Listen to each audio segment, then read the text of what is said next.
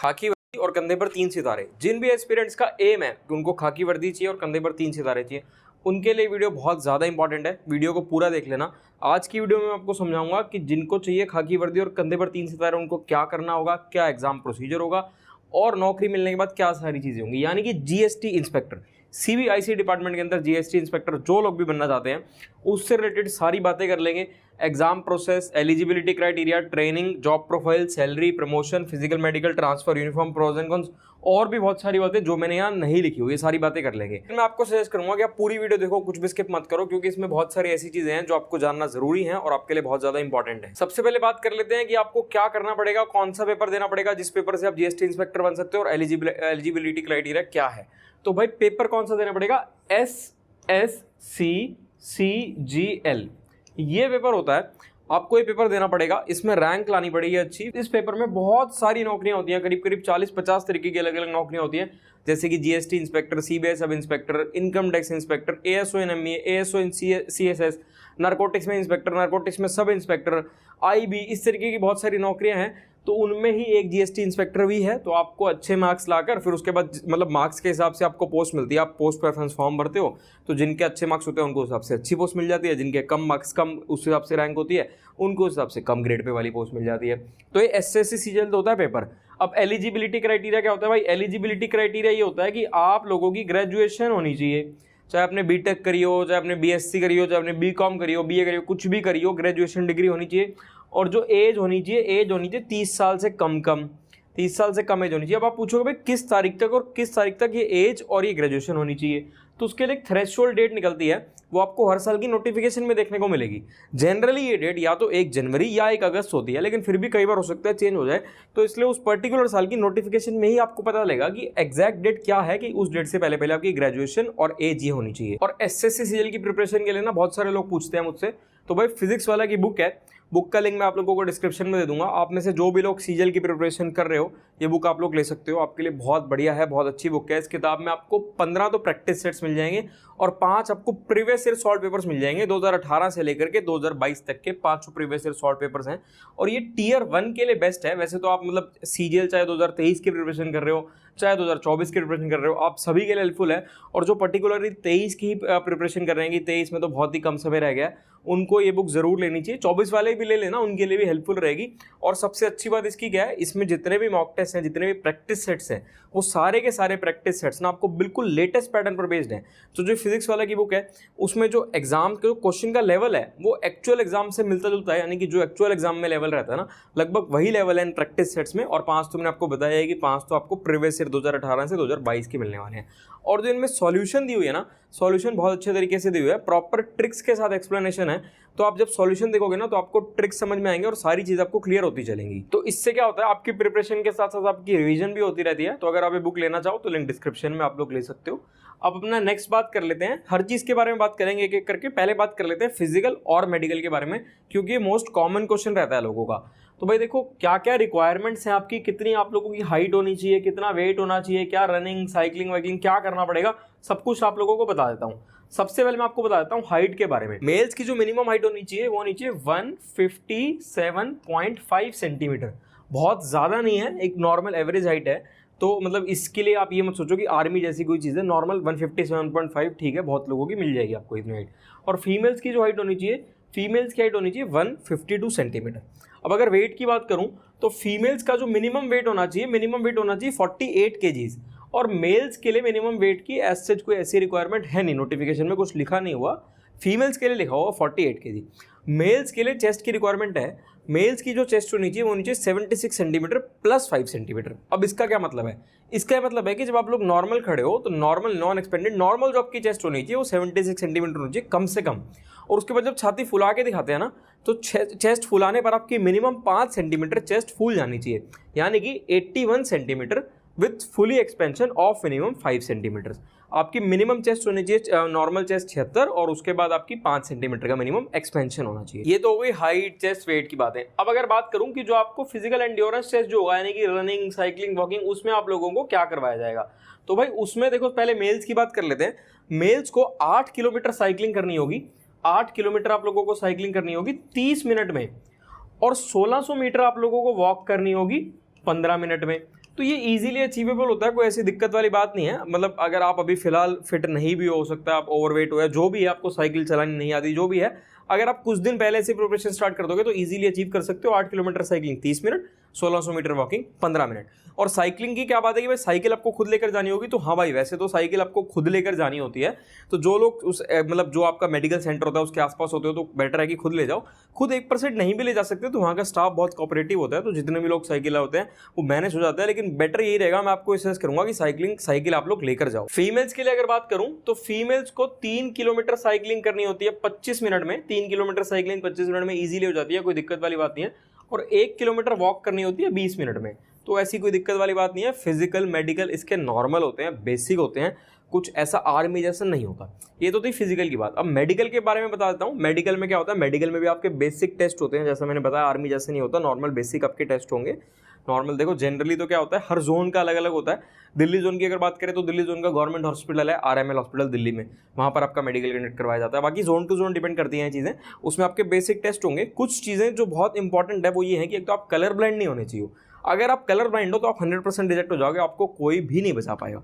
दूसरी जो मिनिमम आपकी हाइट की रिक्वायरमेंट है उतनी हाइट आपकी जरूर होनी चाहिए। उसके बाद आइज के लिए क्या रिक्वायरमेंट है, देखो वो ये है कि विद स्पेक्स और without specs 6x6 in one and 6x9 in another. यानी कि अगर लेमैन लैंग्वेज में बात करूं तो चश्मा लगा हो या ना लगाओ, आपको बस क्लियर दिखना चाहिए, आपको क्लैरिटी में कोई दिक्कत नहीं होनी चाहिए, चाहे चश्मा लगा हो चाहे ना लगाओ। बाकी और कुछ बेसिक टेस्ट होते हैं, नॉर्मल ब्लड टेस्ट हो गया, और मतलब कुछ ऐसा बहुत ज्यादा मुश्किल नहीं होता। अब फटाफट से बात कर लेते हैं एग्जाम प्रोसेस की। तो देखो एग्जाम प्रोसेस पहले थोड़ा सा अलग होता था, अब थोड़ा सा पैटर्न चेंज हो गया। तो जो नया पैटर्न है वो नया पैटर्न ये है कि जो आपका Tier 1 होगा ना, वो Tier 1 तो आपका क्वालिफाइंग इन नेचर होगा। Tier 1 आपका मेरिट में नहीं जुड़ेगा, क्वालिफाइंग इन नेचर होगा।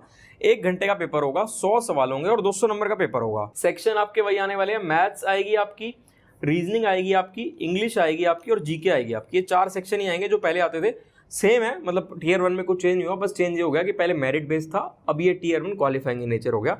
हर सेक्शन से 25-25 सवाल, हर सवाल 2-2 नंबर का, यानी कि हर सेक्शन 50-50 नंबर का, टोटल 100 सवाल और टोटल 200 नंबर का पेपर, और 1 घंटा मिलेगा। लापरवाही नहीं बरतनी है आप लोगों को, आप लोगों को इसके लिए अच्छे से मेहनत करनी है, क्योंकि इसमें अच्छे मार्क्स लाओगे तो Tier 2 में अच्छे मार्क्स लाओगे, क्योंकि Tier 2 और Tier 1 में आप कुछ बहुत ज्यादा डिफरेंस रह नहीं गया। अब Tier 2 की बात कर लेते हैं। पहले Tier 2 में आपका रीजनिंग और जीके नहीं आता था, सिर्फ मैथ्स और इंग्लिश आता था। अब Tier 2 में आपकी चारों चीजें आएंगी। मैथ्स के आपके 30 सवाल आएंगे, रीजनिंग के भी आपके 30 सवाल आएंगे, इंग्लिश के आपके 45 सवाल आएंगे, जीके के आपके 25 सवाल आएंगे। हर सवाल 3 नंबर का होगा, यानी कि maths 90 number, reasoning 90 number, English होगी आपकी 135 नंबर और जीके होगी आपकी 75 नंबर। तो टोटल अगर बात करूंगा तो टोटल ये पेपर हो जाता है आपका 390 नंबर का। ये मेरिट बेस्ड होगा, यानी कि 390 नंबर में से जो नंबर आएंगे उस नंबर के हिसाब से आपको आपकी पोस्ट मिलेगी। नेगेटिव मार्किंग होगी आपकी 1 नंबर की। पहले जो हमेशा नेगेटिव मार्किंग हुआ करती थी वो 1/4 हुआ करती थी, यानी कि अगर 2 नंबर का सवाल है तो आधा नंबर, 1 नंबर का सवाल है तो 0.25। लेकिन यहाँ 1/3 हो गई है, 3 नंबर का सवाल है और 1 नंबर आपकी नेगेटिव मार्किंग में कटेगा। अब थोड़ा सा कंप्यूटर भी इंपॉर्टेंट हो गया, पहले कंप्यूटर नहीं आया करता था, अब से कंप्यूटर भी आया करेगा और कंप्यूटर भी इंपॉर्टेंट हो गया। तो कंप्यूटर और टाइपिंग को आप लोग निगलेक्ट मत करना, उसको भी आप लोगों को ध्यान देना। हाँ, बहुत ज्यादा मुश्किल चीज नहीं है, पेपर से कुछ दिन पहले भी पढ़ोगे तो भी इजीली आपका कवर हो जाएगा, कोई ऐसी दिक्कत वाली बात है नहीं। अब बात कर लेते हैं पोस्टिंग की। आप लोगों की पोस्टिंग, ट्रांसफर, ये सब का क्या रहता है। तो भाई देखो, ये ऐसी नौकरी है, ये वैसे तो ऑल इंडिया पोस्टिंग है, यानी कि पूरे इंडिया में इसकी पोस्टिंग्स होती हैं, लेकिन वो डिसाइड कैसे होगा कि आपको नौकरी कहाँ मिलेगी। वो जोन एलोकेशन होगा, जितने अच्छे मार्क्स होंगे उस हिसाब से आपको आपका पसंदीदा जोन मिल सकता है। जनरली जितने भी टॉपर्स आपको मिलेंगे, जनरली टॉपर्स की जो प्रेफरेंस रहती है वो रहती है दिल्ली जोन। उसके बहुत सारे कारण हैं, अभी कारण भी बताऊंगा। तो आपकी जो रैंक है, जो मार्क्स हैं, पहले तो सबसे पहले तो पोस्ट मिलेगी कि GST इंस्पेक्टर मिला या CBI मिला या इनकम टैक्स मिला या TA मिला, जो भी मिला।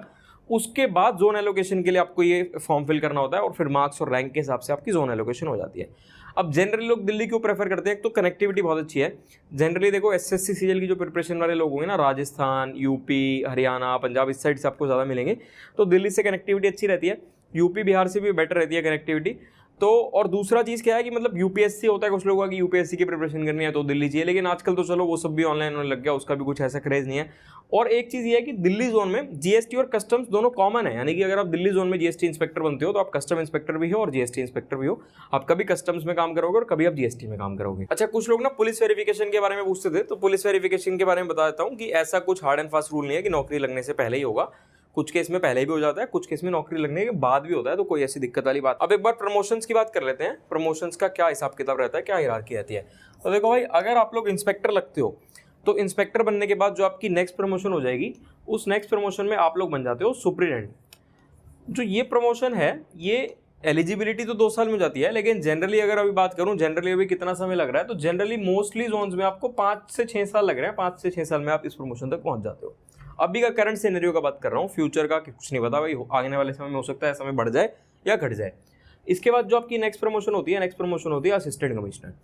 अगर कुछ साल पीछे चले जाओ, पहले का समय देखो तो उस समय प्रमोशंस काफ़ी स्लो थी, तो जनरली कुछ लोग जो इंस्पेक्टर ज्वाइन करते थे कुछ लोग असिस्टेंट कमिश्नर तक पहुंचते थे, कुछ लोग डिप्टी कमिश्नर तक भी पहुंचते थे, और कुछ लोग ऐसे भी होते थे जो सुपरिटेंडेंट पे ही रिटायर हो जाते थे। वो आपकी एज के ऊपर भी डिपेंड करता है कि आप किस एज में ज्वाइन कर रहे हो। कुछ लोग तो ऐसे होंगे जो पहले अटेम्प्ट में ही बन जाएंगे 22-23 की उम्र में, कुछ ऐसे होंगे जो आखिरी अटेम्प्ट में बनेंगे 30 साल की उम्र में, तो उससे भी बड़ा फर्क पड़ जाता है। तो जनरली कुछ लोग मतलब मोस्टली लोग एसी तक पहुंचते थे, कुछ लोग डीसी तक भी पहुंच जाते थे। लेकिन अब प्रमोशंस धीरे धीरे बेटर हो रही हैं, धीरे धीरे फास्ट हो रही हैं। तो अब अगर हम देखें कि कहाँ तक जाने का चांस है, तो देखो डीसी के बाद जो नेक्स्ट प्रमोशन होती है जॉइंट कमिश्नर, जॉइंट कमिश्नर के बाद नेक्स्ट होती है एडिशनल कमिश्नर।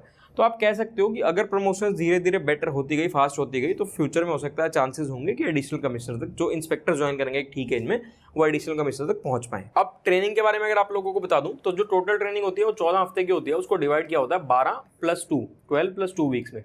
अब इसमें क्या होता है, जो ये 2 हफ्ते होते हैं ना, इन 2 हफ्ते में तो आपकी वेपन ट्रेनिंग, आर्म्स ट्रेनिंग होती है, जिसमें आपको वेपन हैंडलिंग, वेपन्स के बारे में सारी नॉलेज, वेपन की सफाई करना, हैंडलिंग करना, वो मतलब वेपन चलाकर, ये सारी चीज़ें आप लोगों को सिखाई जाती हैं।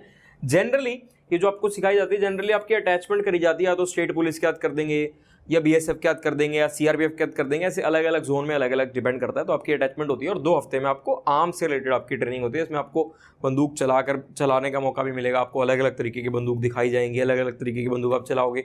मतलब बेस्ट पार्ट होता है ट्रेनिंग का, once in a lifetime opportunity होती है, क्योंकि एक आम इंसान को तो इतनी इजीली अपॉर्चुनिटी नहीं मिल सकती है, इस लेवल की नौकरी वाले को ही मिल सकती है।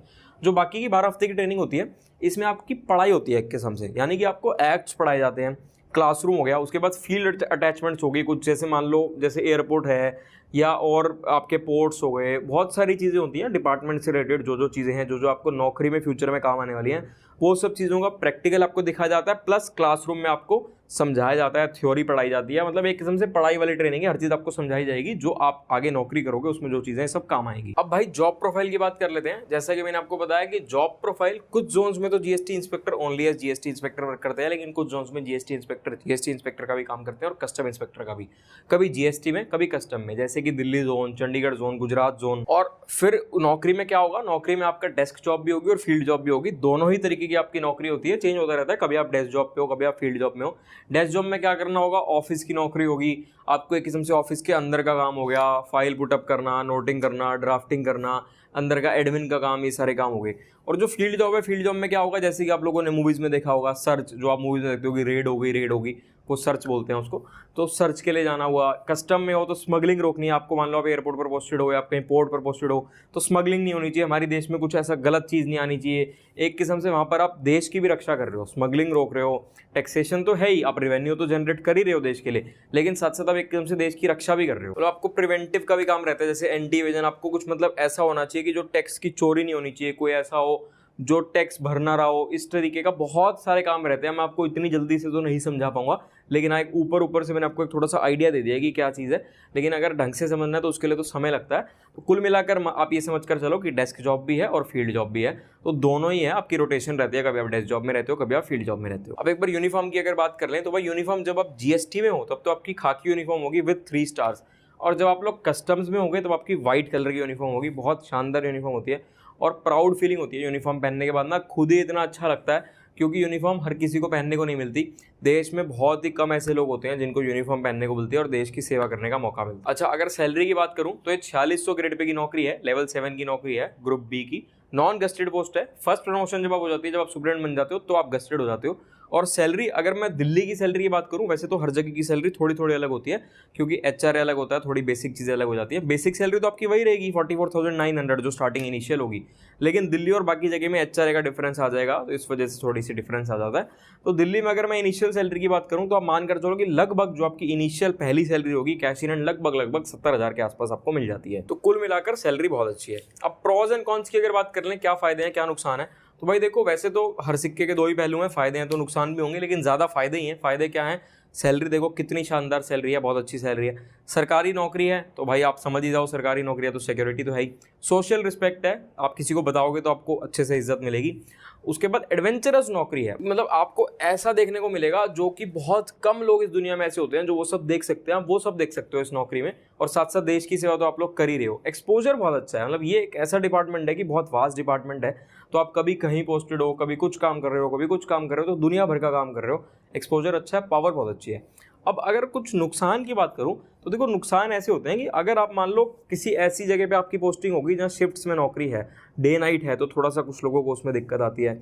उसके बाद देखो थोड़ा सा आप कभी मतलब ऐसी आपकी पोस्टिंग ऐसी सेंसिटिव जगह पे है तो आपको ऐसे भी हो जाएगा कि पूरा दिन निकल गया, रात को भी आप बहुत लेट हो रहे हो, वर्किंग आवर्स बहुत ज़्यादा हैं, तो वो तो देखो आप ऐसी नौकरी करनी है तो फिर इस चीज़ के बारे में तो आप सोचना छोड़ ही दो।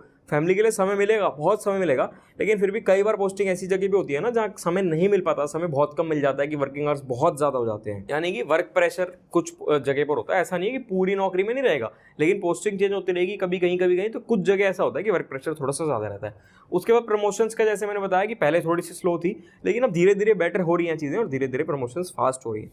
तो ये वो सब चीज़ें थी जो मुझे लगता था मैं आप लोगों को बताऊंगा, ताकि मतलब आपको मोटिवेशन भी मिलेगी, आपको नॉलेज भी मिलेगी। जो लोग प्रिपेयर कर रहे हैं अच्छे से प्रिपेयर कर पाएंगे। वीडियो मैक्सिमम लोगों के साथ शेयर करना ताकि भाई उनको भी ये सब चीज़ें पता लग पाएँ, वो लोग मोटिवेट हों, वो लोग भी सरकारी नौकरी के लिए पढ़ाई करें। बाकी इंस्टाग्राम टेलीग्राम लिंक्स हैं डिस्क्रिप्शन में। हमारे दोनों चैनल कपूर गुरुकुल और कपूर गुरुकुल क्लासेस को सब्सक्राइब कर दो। ठीक है, फिर मिलेंगे आपसे अगली वीडियो में।